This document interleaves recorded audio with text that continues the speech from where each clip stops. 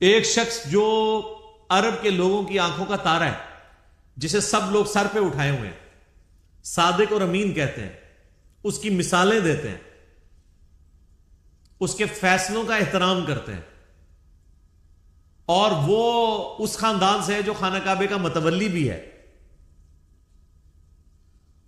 انہوں نے زیادہ سے زیادہ کیا سوچا ہوگا میرے ساتھ کیا کر لیں گے؟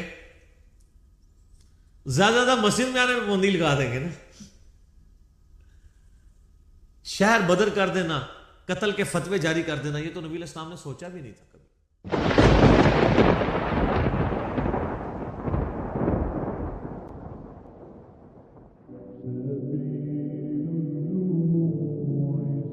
یہ جو سورۃ المدثر کی شروع کی آیات ہیں، یہ نبی صلی اللہ علیہ وآلہ وسلم پہ جو شروع کی وحی نازل ہوئی ہیں ان میں سے ایک ہے.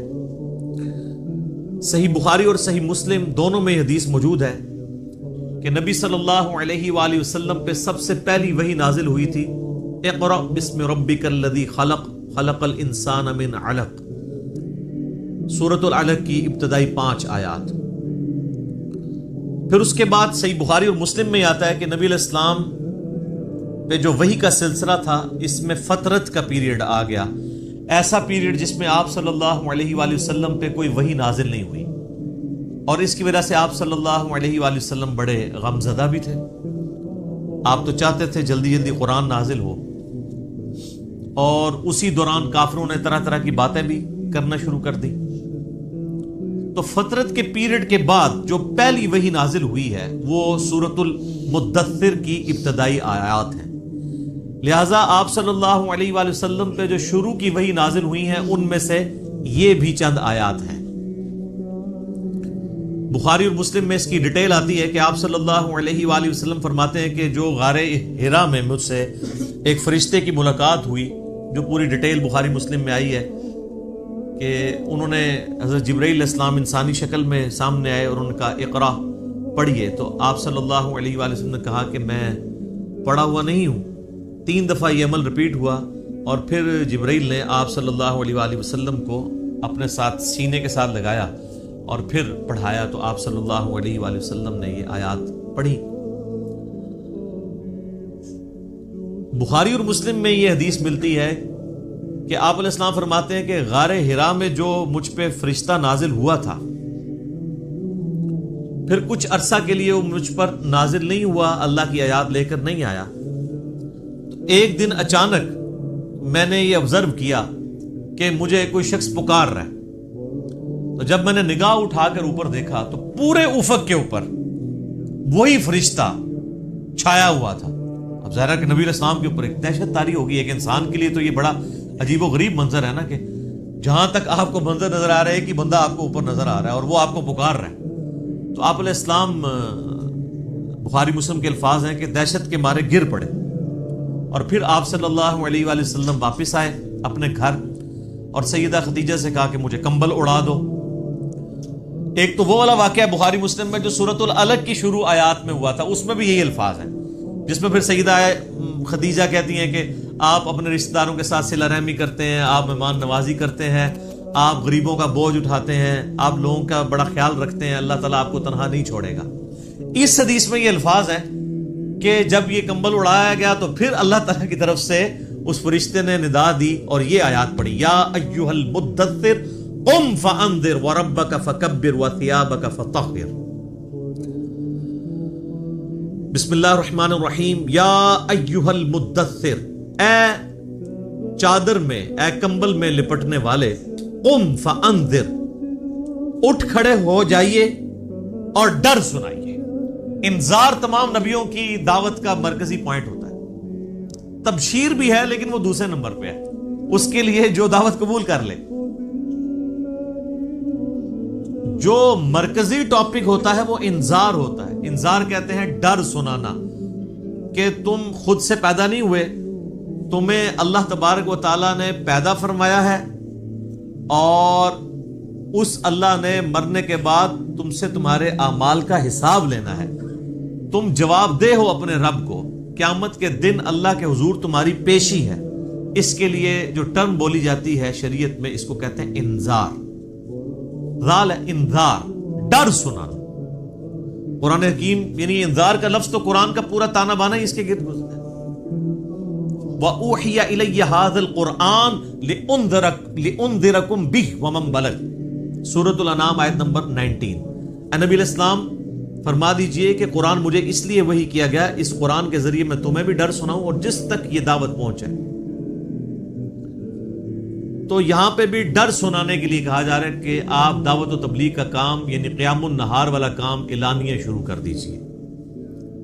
وَرَبَّكَ فَكَبِّرْ، اور اپنے رب کی بڑائی بیان کیجیے، یعنی بڑائی ایسی کہ جیسا حق ہے۔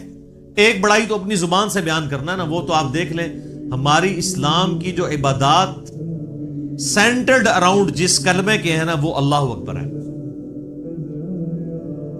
آپ جانور بھی ذبح کرتے ہیں تو کیا پڑھتے ہیں؟ بسم اللہ واللہ اکبر۔ صحیح مسلم میں تکبیرات موجود ہیں۔ پھر آپ عید کی جو تکبیرات ہیں جو صحابہ کرام سے نقل ہوئی ہیں، تابعین سے، المصنف ابن ابی شیبہ میں، اللہ اکبر لا الہ الا اللہ واللہ اکبر وللہ الحمد۔ پھر یہ بھی آئی ہیں اللہ اکبر کبیرہ والحمد للہ کثیرہ وسبحان اللہ بکرۃ واصیلہ۔ پھر سر جو آپ 5 وقت نماز پڑھتے ہیں، 17 فرض رکھتے پڑھتے ہیں، ہر رکعت میں جو انتقال ہے ایک رکن سے دوسرے رکن میں وہ تکبیر کے ساتھ ہے، سوائے رکوع سے اٹھتے وقت سمیع اللہ لمن حمدہ، باقی سب تکبیرات ہیں۔ 4 رکعت کی نماز کے اندر 22 تکبیرات آتی ہیں، 6 تکبیریں پہلی رکعت میں، 6 ہی تیسری میں، اور 5 تکبیرات دوسری رکعت میں اور 5 ہی چوتھی میں، یعنی ایون رکھتے جو ہیں ان میں اللہ اکبر آتا ہے 5 دفعہ، اور جو آڈ رکھتے ہیں تاک رکھتے ہیں ان میں اللہ اکبر آتا ہے 6 دفعہ۔ 22 تکبیرات۔ تو آپ ذرا یہ دیکھ لیں، پھر باقی نمازوں کی ساری پھر سنتیں ملائیں تو سب اللہ اکبر ہی ہے۔ تو یہ تو کلمات ہیں کہ آپ نے اللہ کی بڑائی بیان کرنی ہے، بڑائی اللہ کے لیے ہے۔ ویسے ہم لفظی ترجمہ کر دیتے ہیں اللہ اکبر، اللہ سب سے بڑا ہے، یہ سمجھانے کے لیے ہوتا ہے۔ اصل اس کی جو اپروپریٹ ٹرانسلیشن اردو میں بنے گی وہ یہ ہے کہ تمام بڑائیاں، تمام بزرگیاں اللہ کے لیے۔ عموماً ہم جب اردو میں بڑائی کا لفظ بولتے ہیں نا کہ کوئی بڑا ہے تو اس سے پھر ہمیں وہ ذرا سائز ذہن میں آنا شروع ہو جاتا ہے۔ اللہ تعالیٰ کے لیے تو اس طرح کی تمثیل نہیں ہے نا، لیس کمثلہ شیء وہو السمیع البصیر، اللہ کی مثل کوئی شے نہیں ہے، وہ سننے والا ہے، دیکھنے والا ہے۔ بڑائیاں، تمام طرح کی خوبیاں، بڑائیاں، بڑے سے بڑے آنر کا جو لفظ ہے، کوئی صفت ہے، وہ اللہ کے لیے خاص ہے۔ اسی کے تحت ہم یہ سمجھتے ہیں کہ اللہ تعالیٰ کو اگر کوئی شخص خدا کہہ کر یا گاڈ کہہ کر پکار لے تو یہ جائز ہے، کیونکہ کیپٹل جی سے جو گاڈ لکھا جاتا ہے انگلش میں، یہ اسی خدا کے لیے لکھا جاتا ہے جس کو سب مانتے ہیں۔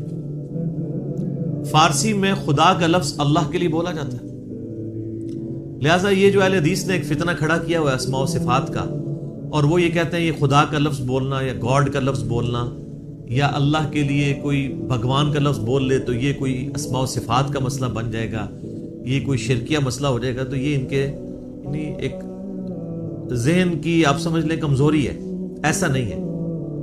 قرآن عربی میں نازل ہوا ہے، قرآن سے پہلے جتنی کتابیں الہامی ہیں وہ تو دوسری زبانوں میں نازل ہوئی ہیں۔ وَإِن مِّنْ أُمَّةٍ إِلَّا خَلَا فِيهَا نَذِيرٌ، اللہ تعالیٰ فرماتا ہے کوئی ایسی امت نہیں گزری جس میں ہم نے کوئی نہ کوئی ڈر سنانے والا نہ بھیجا ہو۔ تو ایک تکبیر تو ہے کہ آپ نے الفاظ بولنے ہیں، اور ایک تکبیر جو مشکل تکبیر ہے وہ دعوت و تبلیغ کا کام ہے کہ اللہ کی بڑائی بیان کرو جس طرح کے بیان کرنے کا حق ہے۔ دنیا پہ اللہ کی بڑائی قائم کر کے دکھائی ہے اللہ کے محبوب صلی اللہ علیہ وآلہ وسلم نے، یعنی وہ هو الذی ارسل رسولہ بالہدی ودین الحق لیظہرہ علی الدین کلہ ولو کرہ الکافرون ولو کرہ المشرکون۔ وہی اللہ ہے جس نے الہدا یعنی قرآن اور دین حق کے ساتھ اپنے پیغمبر کو مبعوث کیا تاکہ اسے تمام ادیان پر غالب کر دے، خواہ کافر اس کا برا مانے۔ مسند احمد میں حدیث ہے، نبی علیہ السلام فرمایا قیامت اس وقت تک قائم نہیں ہوگی جب تک کہ دنیا کے ہر گھر میں میرا پیغام نہ پہنچ جائے اور لوگ چاہتے ہوئے یا نہ چاہتے ہوئے اس دعوت کو قبول کر لیں۔ اچھا، یہ بات صحابہ کرام کو تو شاید سمجھ نہ آئی ہو کہ یہ کیسے پاسبل ہے کہ دنیا کے ہر گھر میں اتنا بڑا ڈیٹا کون رکھ سکتا ہے. لیکن سر آج یوٹیوب حفظہ اللہ، گوگل دامت برکاتوں عالیہ، اسلام کے بارے میں کوئی اسٹڈی کرنا چاہے تو اس تک نہیں بات پہنچ سکتی. پہنچ کی ہوئی ایک واقعہ ہوتا ہے پوری دنیا کے اندر وہ واقعہ پہنچ جاتا ہے. تو یہ ایک میڈیا کی برکت سے یہ ساری چیزیں، اور پھر جب یہ یعنی ایک مزید آگے معاملہ بڑھے گا تو پھر تو دعوت الحمدللہ گھر گھر تک پہنچے گی. تو اس رب کی بڑائی بیان کرو، ایک تو بولنے کے اعتبار سے، باقی پریکٹیکلی بھی اس کے لیے آپ اللہ تعالیٰ کے گواہ بن کر کھڑے ہو جائیں اور انسانیت کے اوپر حجت تمام کریں.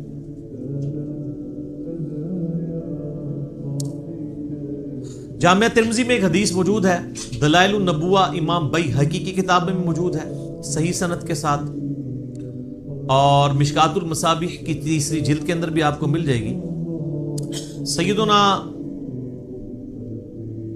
جابر بن عبداللہ رضی اللہ تعالیٰ عنہ پوچھتے ہیں نبی علیہ السلام سے، اے اللہ کے محبوب صلی اللہ علیہ وآلہ وسلم، آپ پر نبوت کب واجب ہوئی؟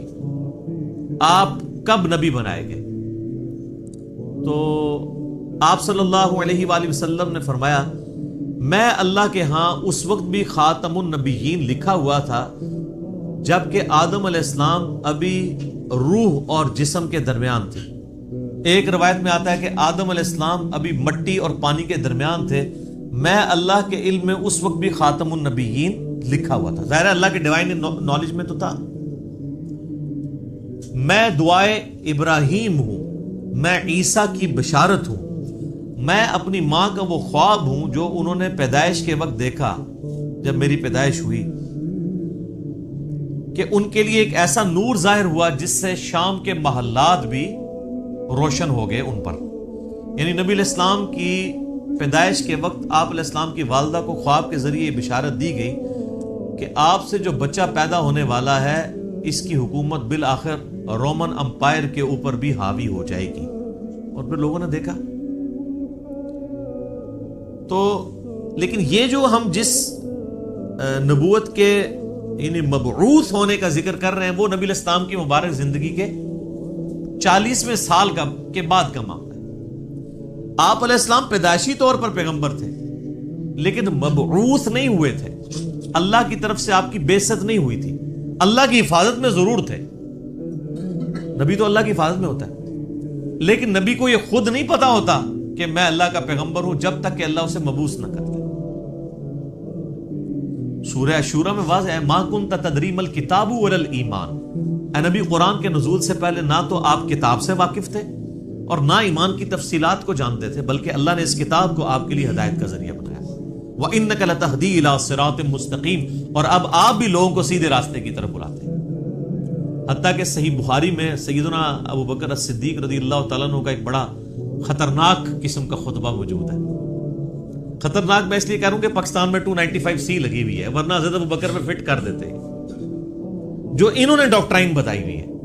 صحیح بخاری میں خطبہ موجود ہے، میرا ایک یوٹیوب پہ کلپ بھی ہے، صحیح اور بخاری اور مسلم سے قرآن کے فضائل پہ 8 احادیث. اس میں میں نے یہ حدیث بتائی تھی کہ سیدنا ابو بکر جب خلیفہ بنے رضی اللہ تعالیٰ عنہ علیہ السلام، تو انہوں نے جب پہلا خطبہ دیا تو اس میں ان کے الفاظ ہیں کہ اللہ تعالیٰ نے محمد صلی اللہ علیہ وآلہ وسلم کو اس کتاب کے ذریعے ہدایت دی. ذرا الفاظ سننے، محمد کو اللہ نے اس کتاب کے ذریعے ہدایت دی اور اب تم نے یہ کتاب کا پیغام ان کی امت تک آگے پہنچانا ہے. شکر ہے ادھر کوئی کھڑا نہیں ہو گیا کہ یار امیر المومنین یہ آپ کیا کہہ رہے ہیں. نبی علیہ السلام پہلے گمراہ تھے، نعوذ باللہ، گمراہ نہیں تھے، لیکن آپ کی ہدایت ڈیٹم لیول کی تھی، بنیادی تفصیلات نہیں تھی اس میں. قرآن میں وَوَجَدَكَ ضَالًّا فَهَدَىٰ، اے نبی آپ کو ہم نے اپنی محبت میں حق کی تلاش میں خود رفتہ پایا تو منزل مقصود تک پہنچاتی ہے. یہ گمراہی والا ترجمہ تو غلط کیا ہے، اس کے اوپر جو بریلوی گرفت کرتے ہیں نا اہل حدیث اور دیوبند کی، وہ ٹھیک کرتے ہیں. ضال کا مطلب نبی علیہ السلام کے لیے گمراہی نہیں ہوگا. ضال کا ایک مطلب کسی کی محبت میں ڈوبنا بھی ہوتا ہے، جیسا کہ یوسف علیہ السلام کے بھائیوں نے اپنے والد کے بارے میں کیا کہا تھا؟ ان ابانا لفی ضلال مبین، ہمارے ابا جان تو اس بیٹے کی محبت میں ڈوب چکے ہیں. وہ یہ تو نہیں کہہ رہے تھے ہمارا ابا گمراہ ہو گیا ہے، وہ یہ کہہ رہے تھے کہ یہ اس ایک بیٹے کی محبت میں ڈوبا ہوا ہے، ہمیں بھی ذرا توجہ دے. تو یہ ووجدہ کا ضالن فہدا، اس کا ترجمہ جو ہے وہ احمد بریلوی صاحب نے ٹھیک کیا ہے کہ تمہیں اپنی محبت میں خود رفتہ پایا تو منزل مقصود تک پہنچا دیا. تو قرآن کے ذریعے اللہ تعالیٰ نے آپ علیہ السلام کی ہدایت کو کامل کیا. تو نبی پیدائشی طور پہ نبی ہوتا ہے لیکن اسے پتہ نہیں ہوتا جب تک مبعوث نہ ہو جائے. ورنہ تو بخاری مسلم میں جو حدیث آتی ہے کہ نبی علیہ السلام کو جب پہلی دفعہ فرشتہ نظر آیا تو آپ کی حالت جو ہوئی ہے، مطلب آپ تو خوش ہو جاتے ہیں کہ میں 40 سال سے انتظار کر رہا تھا، شکر ہے تو آ گیا. الٹا آپ علیہ السلام پریشان ہو گئے. حتیٰ کہ بخاری مسلم کے الفاظ ہیں سیدہ خدیجہ سلام اللہ علیہا ان کو اپنے کزن ورقہ ابن نوفل کے پاس لے گئی. انہوں نے جب نبی علیہ السلام کی کنڈیشن سنی، وہ نابینا ہو چکے تھے، انہوں نے کہا یہ تو وہی لگتی ہے، وہی والی وہی جو موسیٰ علیہ السلام پہ نازل ہوئی تھی. تو پھر انہوں نے کہا کہ عنقریب آپ کی قوم آپ کو نکال دے گی یہاں سے. ہائے ہائے ہائے ہائے ہائے. نبی علیہ السلام نے کہا کہ میری قوم مجھے یہاں سے نکال دے گی، یہ تو مجھ سے بڑی محبت کرتے ہیں. انہوں نے کہا کہ یہ دعوت ہی ایسی ہے، آپ سے پہلے جس جس پیغمبر نے اپنی قوم میں یہ دعوت بلند کی ہے نا، اسے اس کی قوم نے نکال ہی دی ہے. کاش میں اس وقت تک زندہ رہا تو میں آپ علیہ السلام کی مدد کروں گا، ورنہ وہ پہلے ہی فوت ہو گئے. ویسے تو ان کو وہ اسی لیے ان کو ہم صحابی کے طور پہ نہیں گنتے ہیں، کیونکہ نبی علیہ السلام اس وقت تک صرف نبی بن کے مبعوث ہوئے تھے، رسول نہیں بنے تھے. اس وقت سورۃ العلق کی آیات نازل ہوئی تھی. رسول تب بنے جب یہ آیات نازل ہوئی ہیں کہ اب آپ کھڑے ہوں اور لوگوں کو دعوت و تبلیغ کا کام کریں. پہلے صرف یہ تھا کہ آپ کے اوپر وہ حقیقتیں آشکار ہوئی تھی، اور 40ویں سال یہ معاملات شروع ہو گئے تھے. صحیح مسلم میں حدیث ہے کہ نبی علیہ السلام نے فرمایا کہ میں اس پتھر کو بھی پہچانتا ہوں جو بعثت سے پہلے مجھے سلام کیا کرتا تھا. تو آپ کو اشارے ملنے شروع ہو گئے تھے کہ آپ کے ساتھ کوئی ایکسٹرا آرڈنری معاملہ ہونے والا ہے. ورنہ آپ دیکھیں نا، آپ گزر رہے ہو اور پتھر آپ کو سلام کر رہا ہو تو بندے کو ایک بار انہی چیزوں کا آئیڈیا ہونا شروع ہو جاتا ہے کہ کوئی میرے ساتھ ایکسٹرا آرڈنری. اور پھر آپ دیکھ لیں کہ آپ علیہ السلام پہ جب یہ سارے معاملات ہوئے نا تو اللہ نے آپ کا دل کیسا مضبوط کیا ہے کہ ایک لمحے کے لیے بھی آپ کو یہ خیال نہیں آیا کہ میں کسی غلط راستے پہ چل رہا ہوں. ایکسپیرینس واقعی پہلا تھا، اس کی وجہ سے آپ پریشان ضرور ہوئے لیکن آپ کا کانفیڈنس کبھی لوز نہیں ہوا کہ یہ کیا ہو رہا ہے. ایسا نہیں کبھی ہوا. وہ اللہ نے دل مضبوط کیا. اور یہ پیغمبر کے ساتھ غیبی تائید ہوتی ہے اللہ کی. بعض اوقات پیغمبر جو ہیں وہ بچپنے میں ہی بولنا شروع کر دیتے ہیں. سورہ مریم میں آتا ہے، سورہ آل عمران کے اندر آتا ہے کہ حضرت عیسیٰ علیہ السلام جو ہیں وہ ماں کی گود میں بھی کلام کر رہے ہیں. اللہ تعالیٰ چاہے تو، اور وہ کیا کہہ رہے ہیں کہ مجھے اللہ نے پیغمبر بنایا ہے، مجھے کتاب دی ہے اور مجھے مبارک بنایا ہے، اور میں اپنے ماں باپ، میں اپنی ماں کے ساتھ اس نے سلوک کرنے والا مجھے بنایا ہے. سلام ہو اس دن پر جس دن میں پیدا ہوا، جس دن میں مروں گا اور جس دن میں اٹھایا جاؤں گا. یہ ساری گفتگو کر رہے ہیں ماں کی گود میں. ان کو اللہ نے اسی وقت مبعوث کر دیا. اکثر انبیاء کو اللہ تعالیٰ نے 40 سال کی عمر میں مبعوث کیا، کیونکہ 40 سال کی عمر جو ہے نا یہ میچورٹی کی عمر ہے. حضرت موسیٰ علیہ السلام کو بھی 40 سال کی عمر میں مبعوث کیا. اس کے بعد انسان یعنی دنیا کے سارے حقائق دیکھ چکا ہوتا ہے، اتنے ایکسپیرینس اس کو آ چکے ہوتے ہیں کہ وہ اب ایک بڑے لیول کی دعوت کو لانچ کر سکتے ہیں. اور جو لوگ ذرا اس سے پہلے شروع ہو جاتے ہیں دعوت کے حوالے سے تو وہ اللہ تعالیٰ کی طرف سے کوئی ایکسٹراڈنری کسی کے ساتھ معاملہ ہو سکتا ہے، جس طرح حضرت عیسیٰ علیہ السلام تھے. اور جب انہوں نے یہودیوں کو ایڈریس کرنا شروع کیا ہے اس وقت ہارڈلی آپ کی عمر 25 سال تھی حضرت عیسیٰ علیہ السلام کی، جب یروشلم میں جا کے انہوں نے یہودی پادریوں کو للکارنا شروع کیا. بڑے بڑے بزرگوں کی گستاخیاں جب حضرت عیسیٰ نے شروع کی ہیں اس وقت ان کی عمر صرف 25 سال تھی. وہ تو ہی کہتے تھے نا گستاخی ہو رہی ہے ہمارے ساتھ، تو گستاخی سمجھتے تھے کیونکہ حضرت عیسیٰ علیہ السلام ان کو کرٹیسائز کرتے تھے. میٹھی میٹھی باتیں نہیں کرتے تھے. میٹھی میٹھی باتیں کرتے تو وہ ہاتھ ڈالتے. وہ کہتے تھے تم یہ کہتے ہو اور کتاب میں یہ لکھا ہوا ہے, تم خود یہ کرتے ہو. تو انہوں نے کہا پکڑ لو اس کو. قتل کے درپے ہو گئے. وہ تو اللہ تعالیٰ نے ان کو زندہ اٹھا لیا, ورنہ وہ تو قتل کر ہی دیتے حضرت عیسیٰ علیہ السلام کو. تو اس میں میں ایک بڑا تلخ جملہ بولتا ہوں کہ حضرت عیسیٰ علیہ السلام جو یہودیوں نسل تھے, یہودیوں نے اپنے علماء کے زیر اثر ان کے قتل کے اوپر آمادگی ظاہر کر دی. یہ علماء کا فتنہ اتنا بڑا فتنہ ہے کہ یہ فتنہ وقت کے پیغمبر کے خلاف بھی کھڑا ہو جائے تو اس کو بھی دنیاوی طور پہ فیل کر دیتا ہے. دنیاوی طور پہ تو فیلئر ہی ہے نا. 12 بندے صرف ایمان لے کے آئے, اپنی بھی جان اللہ نے بچائی. دنیا میں تو یہ دیکھا جاتا نا اس کے کروڑوں فالوور ہوں, تبھی تو بتا رہے ہوتے ہیں نا جی جناب اتنا بڑا اجتماع ہوا ہے, اتنے جلسے میں لوگ آئے. وہ کیوں بتا رہے ہوتے ہیں؟ کامیابی کے لیے. حضرت عیسیٰ علیہ السلام کے جلسے میں کتنے لوگ ہوتے تھے؟ 12, وہ بھی 2 بھی گلیلیا جھیل کے کنارے جا کے. وہ باقی تو بات ہی نہیں سنتے تھے. انہوں نے دھوبیوں کو بات سمجھ آ گئی. وہ جناب اللہ کی مرضی ہے کسی کو بات سمجھ آ جائے. ابو جہل کو سمجھ نہیں آئی ہے, بلال حبشی کو سمجھ آ گئی ہے, عمار ابن یاسر کو سمجھ آ گئی ہے, یاسر اور سمیہ کو سمجھ آ گئی ہے, رضی اللہ عنہم اجمعین وعلیہم السلام اجمعین. والذین جاہدوا فینا لنہدینہم سبلنا, جو لوگ کوشش کریں گے انہی کو بات سمجھ. تو نبی علیہ السلام کا باقاعدہ حکم ہوا ہے کہ آپ نے اپنے رب کی بڑائی کے لیے کھڑے ہو جانا ہے. وَثِيَابَكَ فَطَهِّرْ, اور اپنے کپڑوں کو پاک رکھنا ہے.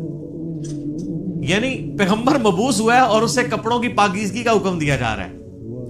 اور صوفیاء کے ہاں جس نے سب سے زیادہ گندے کپڑے پہنے وہ اتنا بڑا بزرگ ہوتا ہے. Point to be noted. ہاں آپ تصوف کی کتابیں پڑھ کے دیکھیں سر, یہ تذکرۃ الاولیاء جو ایک سمجھ لیں مدر بک ہے تصوف کی, شیخ فرید الدین عطار المتوفا 632 ہجری, جس کے حوالے فضائل اعمال, فضائل صدقات, فضائل سنت, یہ سارے بزرگ بابوں کی کتابوں میں ملیں گے, جن سے اب طارق جمیل صاحب نے بھی اعلان برات کر دی ہے اللہ کے فضل سے. وہ سارے واقعات ادھر سے ہی چھاپے مارے ہوئے. اس میں آپ کو کئی بزرگوں کا ملے گا کہ ان کو جوئیں پڑی ہوئی ہوتی تھی, اگر کوئی جو نیچے گرتی تھی وہ اٹھا کے پھر رکھ لیتے تھے اوپر, کہتے تھے میرے اللہ کی مہمان ہے. لوگ کہتے ہیں سبحان اللہ. اور بخاری مسلم میں موجود ہے ایک صحابی کے سر میں جوئیں پڑ گئی اور نبی علیہ السلام کے ساتھ انہوں نے احرام یعنی باندھا ہوا تھا. تو انہوں نے کہا یا رسول اللہ مجھے یہ تو جوئیں پڑ گئی ہیں, جوئیں تنگ کر رہی ہیں, تو مجھے اجازت دیں میں بال منڈوا دوں. اب آپ جب تک احرام کی ساری پابندیوں سے آزاد نہیں ہوتے ہیں اس وقت تک تو بال نہیں منڈوا سکتے. پھر نبی علیہ السلام نے ان کو بال منڈوانے کی اجازت دے دی اور اس کے اگینسٹ پھر انہوں نے جو ہے نا وہ ایک دم بھی دیا. تو بعد کے بزرگ جو ہیں وہ جوئیں اٹھا کے اوپر رکھتے ہیں, گندے مندے رہتے ہیں. اور بلکہ سب سے بڑا بزرگ وہ ہوتا ہے جو گندا بھی نہ رہے, کپڑے ہی سارے اتار دے, اس کو سب سے بڑا بزرگ مانا جاتا ہے. وہ کہتے ہیں مجذوب ہے یہ, یعنی اللہ تعالیٰ کی محبت میں غرق ہو چکا ہے. یعنی اس کا مطلب ہے کہ اللہ کی محبت میں غرق ہونے کا مطلب یہ ہے کہ بندے کے کپڑے پہلے چلے جاتے ہیں. تو اللہ تعالیٰ کی معرفت سب سے زیادہ مخلوقات میں سے کن کو ہوتی ہے؟ انبیاء کو. تو کہیں ملتا ہے کہ انبیاء کرام علیہ السلام پہ جب اللہ کی محبت کا غلبہ ہوتا تھا تو وہ کپڑے اتار دیتے تھے؟ کہیں ملتا ہے ایسی بات؟ تو یہ پھر اس لیے ہم کہتے ہیں کہ انبیاء کا جو دین ہے وہ اور ہے, بابوں کا دین اور ہے, اور کتابوں کا دین اور ہے. یہ بابوں کا دین ہے اور کتابوں کا دین وہ ہے جو صحیح سند کے ساتھ صحابہ اکرام اہل بیت کے ذریعے اور بعد میں محدثین کے ذریعے دین ہم تک پہنچے. نبی علیہ السلام کو شروع کی وحی میں کہا جا رہا ہے کہ آپ نے اپنے کپڑوں کو پاک صاف رکھنا ہے, روحانی طور پہ بھی پاک رکھنا ہے. یعنی ایک اللہ تعالیٰ نے جیسا کہ سورۃ الاعراف میں آتا ہے کہ تقویٰ کا لباس سب سے بہتر لباس ہے. تو وہ یعنی آنکھوں کی پاکیزگی, ہاتھوں کی پاکیزگی, ایک تو فزیکل نجاست سے بھی اور روحانی طور پہ بھی, حرام کی طرف نگاہ نہ اٹھے, ہاتھ حرام کی طرف نہ بڑھے. تو فزیکل نجاست بھی ختم کرنی ہے اور انٹلیکچوئل نجاست بھی ختم کرنی ہے. اور کیا کرنا ہے؟ وَالرُّجْزَ فَاهْجُرْ, اور بتوں سے بھی آپ نے دور رہنا. آپ علیہ السلام پیدائشی طور پہ ہی بتوں سے ہمیشہ دور رہے. اب اسٹرکٹلی آ رہا ہے کہ اس چیز کو آپ نے اب پریکٹس کرنا ہے. وَلَا تَمْنُن تَسْتَكْثِرْ، اور کسی پر احسان نہ کیجئے زیادہ لینے کی نیت سے. یعنی کسی کے ساتھ اگر آپ نیکی کر رہے ہیں تو دماغ میں یہ نہ رکھیں کہ میں اس کے ساتھ نیکی کر رہا ہوں تو یہ بدلے میں میرے ساتھ کرے گا. بے لوث ہو کے کریں، ایثار کے جذبے کے تحت. وَلِرَبِّكَ فَاصْبِرْ، ہائے ہائے یہ ہے بات. اپنے رب کے لیے صبر پھر اختیار کیجیے. یعنی آپ کو بتایا جا رہا ہے کہ آپ یہ معاملہ کوئی اتنا آسان نہیں ہونے والا. آپ ذرا دیکھیں جب یہ آیات نازل ہو رہی ہیں اس وقت تو آپ علیہ السلام کے تو دماغ میں بھی نہیں یہ بات کہ میرے ساتھ آگے ہونا کیا ہے. ایک شخص جو عرب کے لوگوں کی آنکھوں کا تارا ہے، جسے سب لوگ سر پہ اٹھائے ہوئے ہیں، صادق اور امین کہتے ہیں، اس کی مثالیں دیتے ہیں، اس کے فیصلوں کا احترام کرتے ہیں، اور وہ اس خاندان سے ہے جو خانہ کعبے کا متولی بھی ہے. انہوں نے زیادہ سے زیادہ کیا سوچا ہوگا میرے ساتھ کیا کر لیں گے؟ زیادہ زیادہ مسجد میں آنے میں پابندی لگا دیں گے نا، شہر بدر کر دینا، قتل کے فتوے جاری کر دینا. یہ تو نبی علیہ السلام نے سوچا بھی نہیں تھا کبھی. اب یہ جب یہ آیات نازل ہو رہی ہے کہ آپ نے صبر کا دامن نہیں چھوڑنا. اللہ کو پتا ہے نا میں نے کرنا کیا ہے اپنے نبی کے ساتھ. ظاہر ہے وہ تو اللہ تعالیٰ فرماتا ہے کہ ہم نے قرآن پاک میں مضمون کئی جگہ ہے کہ ہم نے تمام نبیوں کے مخالفین جن و انس میں سے اٹھائے ہیں. اللہ تعالیٰ کہتے ہیں ہم نے اٹھائے ہیں. مراد یہ کہ جب اٹھتے ہیں تو ہم انہیں اٹھنا دیتے ہیں تاکہ یہ کشاکش ہوگی تو پھر حق اور باطل کی کشاکش کے بعد پھر سچائی کی چاشنی فیل ہوتی ہے نا. اگر پیاس ہی نہ ہو تو ٹھنڈے پانی کی قدر کیا آئے گی؟ تو اللہ تبارک و تعالیٰ نے اپنے نبی کو بھی ان آزمائشوں سے گزارا ہے. انڈیویجول آپ علیہ السلام پہ بھی بہت آزمائشیں آئی اور اجتماعی طور پہ صحابہ اور اہل بیت پہ بھی آئی ہیں. لیکن جب یہ آیات نازل ہو رہی ہیں تو اب آپ یہ سمجھ لیں کہ یہ ابھی آپ علیہ السلام کے یعنی جو بخاری مسلم میں آتا ہے کہ آپ کے پیٹھ کے اوپر اوجڑی رکھی گئی اور آپ اٹھ نہیں سکے، یہ واقعہ نہیں ہوا. آپ کے گلے کے اندر صحیح بخاری مسلم میں آتا ہے کہ وہ ڈالا گیا کپڑا اور اتنی زور سے دبایا گیا کہ قریب تھا کہ آنکھیں ابل آتی. یہ واقعہ نہیں ہوا. طائف کا واقعہ نہیں ہوا کہ جس میں پتھر اتنے مارے گئے کہ مبارک خون سے جوتیاں بھی بھر گئیں. یہ واقعہ نہیں ہوا. پھر قتل کے فتوے کے رات کے وقت سیدنا ابوبکر کو ساتھ لے کے اور مولا علی کو اپنے بستر پہ لٹا کے آپ علیہ السلام ہجرت کے لیے نکل گئے. یہ واقعہ بھی نہیں ابھی ہوا. اور سر پر مدینے میں تو لائف ہی پوری ڈائنامک. جاتے ہی یہودی متھے مارے لگ گئے، جا کے منافقین اوپر سے کلمہ پڑھ لیا، پیچھے سے وہ یعنی جڑیں کاٹتے رہے. پھر غزوہ بدر میں جو کچھ ہوا، احد میں تو نبی علیہ السلام کے دانت بھی شہید ہو گئے اور آپ کی شہادت کی خبر مشہور ہو گئی. اس قدر آپ کا خون بہہ گیا. خندق کے وہ موقع کے اوپر آپ علیہ السلام کو سخت سردیوں کی راتوں میں کس طریقے سے ایون صحابہ کہتے ہیں ٹوائلٹ جانا ہمارے لیے مشکل ہو جاتا تھا، سامنے سے تیر آ کے لگ جاتا تھا. اس کے بعد پھر صلح حدیبیہ والی جو مشقت کاٹنی پڑی، اتنا پیدل سفر کر کے پھر ایک پیس ٹریٹی کر کے واپس جانا پڑ گیا، عمرہ بھی نہیں کیا. پھر غزوہ خیبر والی جو ایک معاملہ آیا وہ کئی ہفتوں تک. اس کے بعد پھر فتح مکہ کے لیے 10,000 کے صحابہ کو کے لشکر کو لے کے نکلے رمضان کے مہینے کے اندر. ہم لوگ ادھر ایسی میں بیٹھے ہوئے. اور پھر ختم نہیں ہوا معاملہ. فوراً فتح مکہ کے 3-4 مہینے کے بعد قبیلہ حوازن کے ساتھ جو ہے وہ جنگ غزوہ حنین ہو گئی. 12,000 کا لشکر تھا. بس تکبر کے جملے نکل گئے کچھ اصحاب سے کہ ہم 313 تھے تو غالب آئے تھے، آج تو ہم ہے ہی بہت ہیں. تو قرآن کے الفاظ ہیں، اللہ تعالیٰ نے یقین کریں کہ اتنے سخت الفاظ کے اندر جسے کہتے ہیں نا میڑا مارتے ہوئے، تانا دیتے ہوئے بات کی ہے. اللہ نے فرمایا تم نے یہ بات کی، تمہیں تو کہنا چاہیے تھا اللہ کی مدد سے فتح ہوئی تھی. تو دیکھ لو جب تم نے یہ جملہ بولا تو دیکھو تمہیں راستہ بھی نہیں پھر ملا بھاگنے کا. 80 بندے بخاری مسلم میں آتا ہے نبی علیہ السلام کے ساتھ رہ گئے. صرف 12,000 میں سے 80 بندے، باقی سب بھاگ گئے. وہ سامنے سے تیر ہی ایسے لگے ان کو. وہ تیر کے بڑے ایکسپرٹ تھے قبیلہ وازن کے لوگ. اور پھر پیرلل میں جناب وہ رومن امپائر نے نبی علیہ السلام کا سفیر قتل کر دیا. آپ نے غزوہ موتا کے لیے جو ہے وہ وہاں بھی مہم روانہ کر دی زید ابن حارثہ کی سرکردگی میں. اتنے معاذوں کے اوپر پیرلل میں.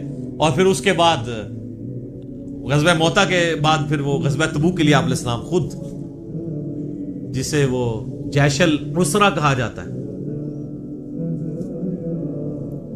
تنگی والا جو مارکا.